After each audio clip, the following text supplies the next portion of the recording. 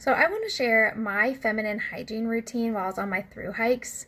And this is something that I feel like wasn't really talked about until I was actually on trail. So first things first is finding a good pair of antimicrobial underwear.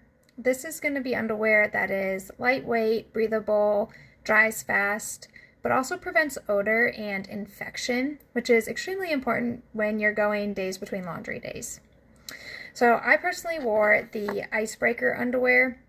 And I had two pairs, but you could go with any brand, either a merino wool or even a synthetic, but anything that has that antimicrobial property. Second is I ditched the toilet paper when going number one for a Kula cloth. So this is a disposable pea cloth that has an antimicrobial side that you'll use to wipe. And the reason I kind of switched out is for just ease. I didn't want to have to pack out toilet paper. I also didn't want to have to dig a cat hole anytime I went pee. So this was the kind of no-brainer choice. It's designed to hang right off of your backpack and has this clip for like a privacy kind of thing.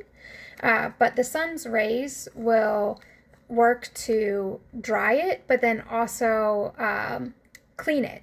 So it's really cool. A lot of people will use these. You can buy them off of Amazon, or you can buy them from the actual Kula Cloth Company, which is a woman founded company. They have a whole bunch of different designs and colors, so they're super cool. You'll see a lot of people out there with these. And lastly is dealing with your period on trail, which is the funnest part. I personally stuck with using tampons. Now, I will say as a baseline, I have a pretty light period. I could get away with using like 3 regular tampons on my heaviest day during my period. So I stuck with using tampons, but I use the travel size just because they're smaller. I always would carry about 4 or 5 in my pack. That way, if I got my period in the backcountry, I always had enough to get me to the next town. Now, of course, you do have to pack out all of the things, so the applicator and the used tampon.